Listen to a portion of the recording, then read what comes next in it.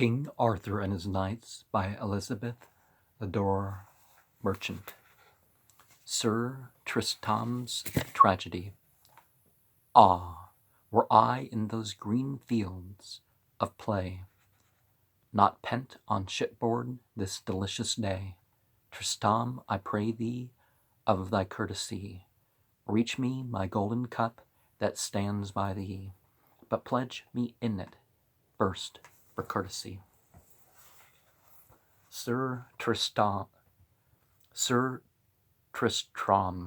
was born in a country called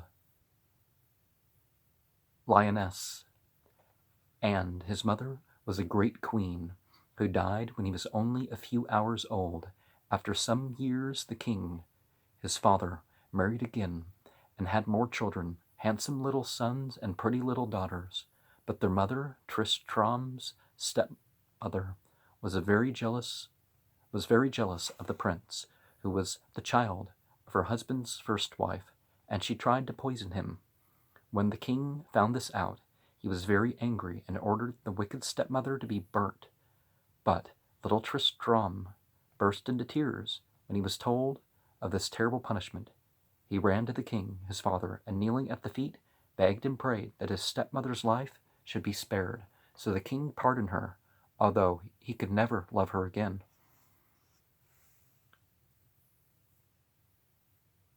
Or perhaps he did, it's just couldn't, show it again. But good, forgiving little Tristram was always kind to her, and after he had saved her life, the stepmother ceased being jealous of him and came to love him as if he were her own son. He was brought up and chiefly in Brittany, and then, when he had grown into a young man, he went to the court of King Marke of Cornwall. There everybody liked him and admired him heartily for his courage and his goodness of heart.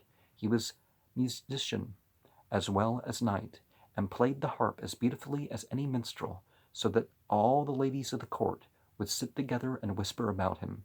They wished he would fall in love with one of them, but although he was the very soul of courtesy and chivalry, he had no desire to marry any lady of the land. After a time he went, as did all young knights in those days, to King Arthur's court, and in due time became a knight of the Round Table. He fought in many tournaments, and the ladies who watched would say to each other, "Here comes Sir Tristram. See the lions upon his shield," for the lions were Sir Tristram's coat of arms, as they had been that of his father and his grandfather before him. Then came a day in Sir Tristram's life which was very wonderful, and yet in the end very sad. He was sent to Ireland by King Mark to bring back a beautiful princess called Iseult, who was to be King Mark's bride and take her place as Queen of Cornwall. Sir Tristram set off in a beautiful ship with silken sails and cabins, fitted up in silver and gold. He took his harp with him, and also his shield, spear, helmet, and sword. He did not know whether there might not be many adventures waiting for him in Ireland, and he wanted to be ready for anything that should happen. Sure enough, no sooner did he reach Ireland than he found the king, Princess Iseult's father, in great need of help from the attacks of many enemies. So Sir Tristram put his sword and spear at the king's service and helped him in many a fight, until the Princess Iseult began to think that the young knight who had come to take her to Cornwall was the finest knight she had ever met. She used to take his shield and rub it bright for him, and admire 3 lions, and say that Sir Tristram of Lyonesse was indeed as brave as a lion himself, so that when at last they set sail together for Cornwall, after the King of Ireland had conquered his enemies, the 2 young people were more than half in love with each other. But Princess Iseult would have married King Mark, and probably have forgotten Tristram, had it not been for something that happened on the voyage. You must know that Iseult had taken her lady in waiting with her, and that the Queen of Ireland had given this lady a magic drink in a crystal bottle with a gold stopper. It was a love drink, a fairy wine, which would make those who drank it together love each other forever and ever, and care nothing for anybody else. This love drink, said the queen, was to be drunk by Iseult and King Mark on their wedding day. Now, this is sort of a focus of the seher, that sort of magic, but pharmacology is, the physical world's part of all spiritual traditions, so there can be plants that encourage such things, right?